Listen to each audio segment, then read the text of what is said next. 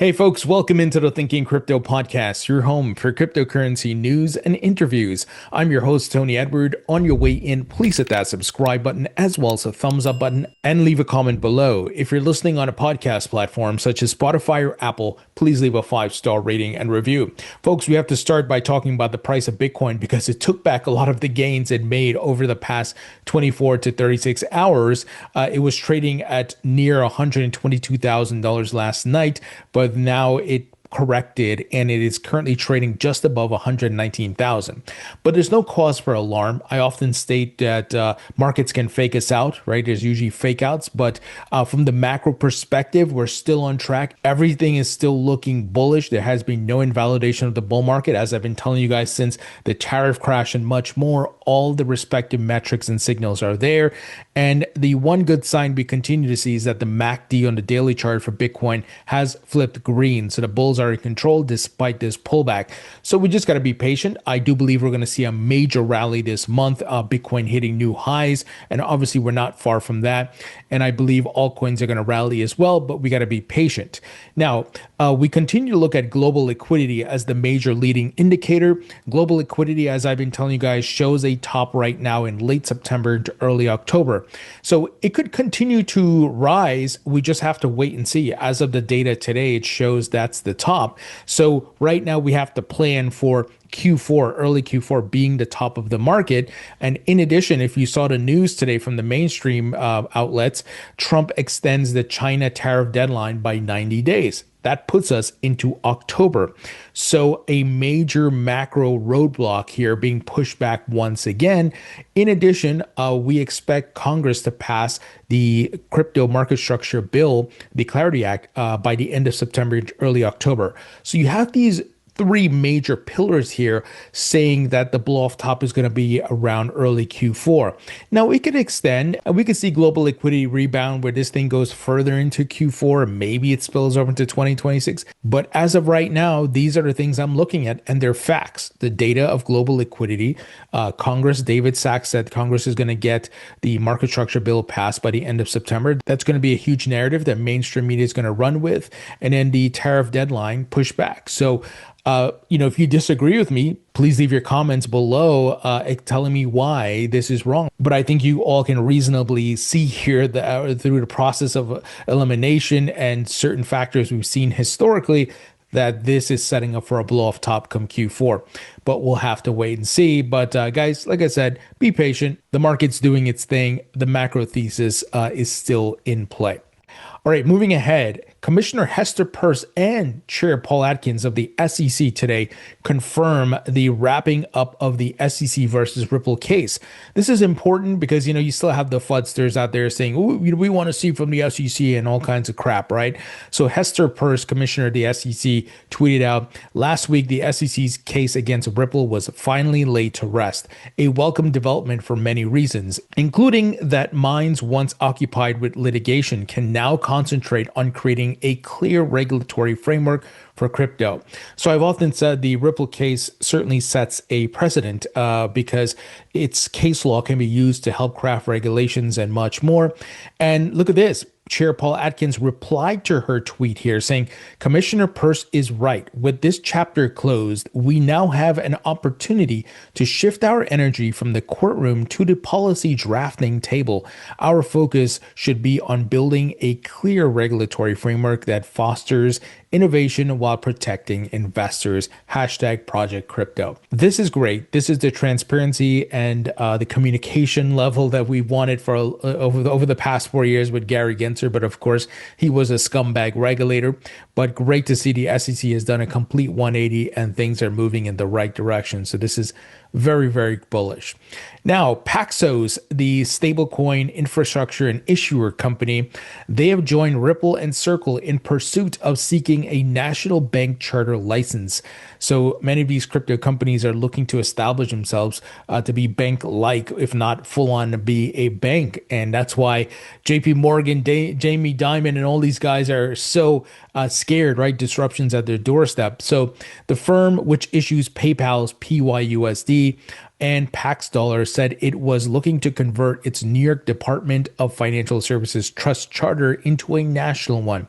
Over the past few months, Ripple and Circle have also applied for banking licenses with the OCC. So crypto is certainly disrupting the financial system and markets and payments, and the next logical step is to get these banking charter license. So very, very bullish news here, and expect to see more of this. I think a lot of companies are going to apply for these licenses. Now, quick word from our sponsor, and that is Trezor. Trezor makes beautiful hardware wallets that make it easy for you to safely store your crypto.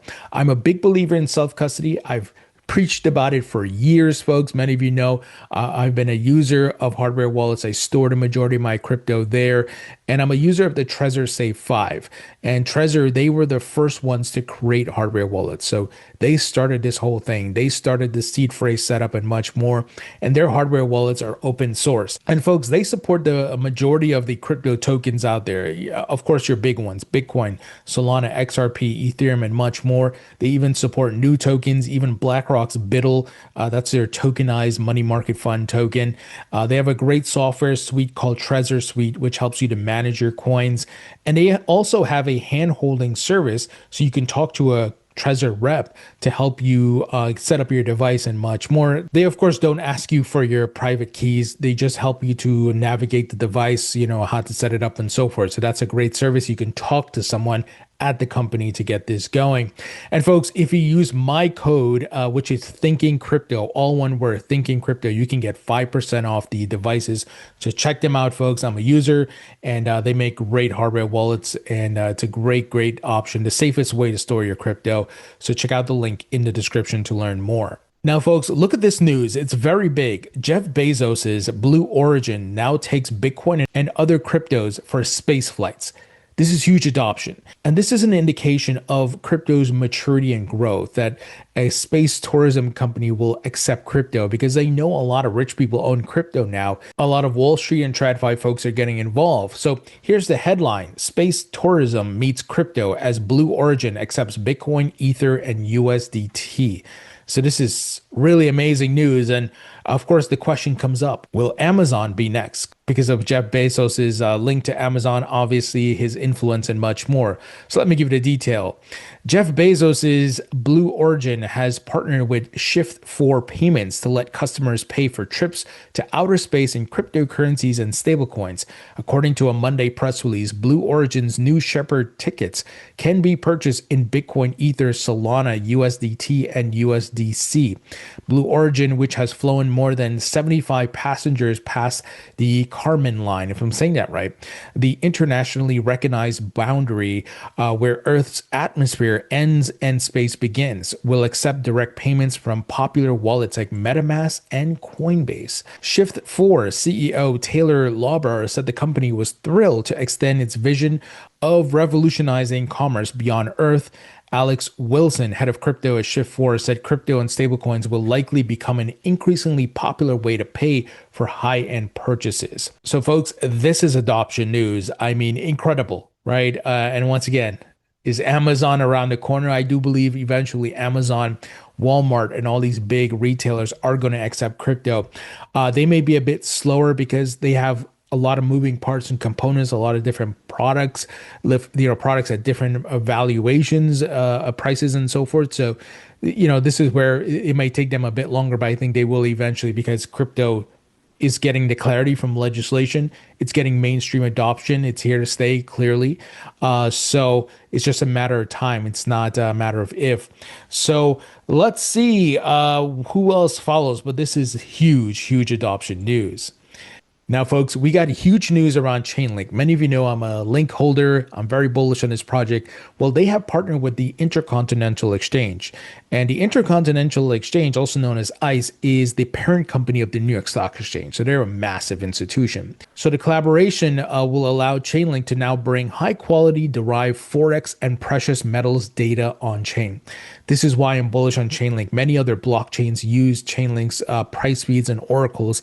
They have an amazing solution, and I'm hoping to get the founder, Sergey Nazarov, on the podcast very soon. So This is incredible. I mean, here's a quote from the folks at ICE. With content from over 300 global exchanges and marketplaces, the ICE consolidated feed offers trusted, structured multi-asset class data to banks, asset managers, and ISVs located around the world. We're happy to work with Chainlink to securely and reliably provide data for on-chain markets, which is an important step in growing the global blockchain economy. Folks, this is huge. This is real world adoption by a massive institution. So very, very bullish if you're a Link holder. I mean, pretty incredible. And this is why I hold it in my portfolio. And obviously, folks, I'm not telling you to go invest. Obviously, do your research, but Link is getting a lot of adoption. Now, SUI, I've added this to my portfolio over the past year in the dips when things were crashing, of course, in the tariff crash. And I don't have a huge bag of SUI, but it's been getting a lot of adoption and a lot of VCs backing it. Well, SUI Treasury company Mill City Ventures adds $20 million more of the token at a slight discount. So we continue to see the general trend of crypto treasury strategies grow, and it's expanding beyond Bitcoin, obviously. Ethereum, SUI, Solana, XRP, and much more. There's even a company doing Litecoin. So incredible what's happening on the treasury front. So Mill City Ventures, this SUI digital asset treasury supported by the Tokens Foundation and other large holders, added over $20 million worth of SUI at a discount to market prices. The NASDAQ listed company added over 5.6 million SUI at an average price of $3.65 per token. Mill City has an arrangement to acquire tokens directly from the SUI Foundation at a discount. So that's how most of these folks are doing it. And again, incredible stuff. This is certainly going to help the price. As you have these treasury companies buying and they're putting it out there and they do the press release and so forth, it's going to drive a lot of liquidity and FOMO and so on and so forth. And not just for SUI, the same thing for XRP, Solana, Ethereum, and much more. And man, there's a lot of Ethereum buying happening right now for treasury companies. Joe Lubin's SharpLink, the gaming company, they've been buying incredible amounts of ETH. So the one thing I've been saying, though, I'll reiterate myself that there's a bit of a bubble forming here, and you could see some of these companies, not all, some collapse in the bear market because of poor management, and some of them might, raise too much debt, kind of over leverage themselves. And we've seen historically, history has taught us too much leverage in the system. What's going to happen, right? Some sort of flush out, some sort of crash. So that's where I'll be backing up the truck to buy the bloody bear market and getting ready for the next bull market. All right, folks, that's the news. Let me know what you think. Leave your thoughts and comments below. By the way, I have two major interviews this week that I want to let you guys know. I'll be interviewing Sean Agrawal, Coinbase's VP of Corporate and Business Development. We're going to talk about Coinbase's partnership with JP Morgan and PNC Bank to offer crypto. You don't want to miss that. And I'll be also talking to Yuval Ruz, who's the co-founder and CEO of Digital Asset. They are the developers and builders of the Canton Network, which is a new layer 1 blockchain targeted specifically for financial institutions like banks and much more. And they raised $135 million from Goldman Sachs and Citadel and others. So that's going to be a really great conversation to learn why they're building this specific blockchain versus using the ones out there. So these are two major interviews I'll be bringing you guys. The interviews are this week and I'll be publishing next week. So stay tuned. Make sure you subscribe, folks. I'm trying to bring you some great interviews. Folks, a great way you can support me is by subscribing to my free email newsletter. It's 100% free. Link will be in the description. Check out my book on Amazon. It's available in paperback and digital. And my course at mycryptocourse.com. This is a comprehensive course that teaches you everything about crypto. So check it out if you want to expand your knowledge. Folks, thank you so much for watching and listening. I appreciate you all, and I'll talk to you all later.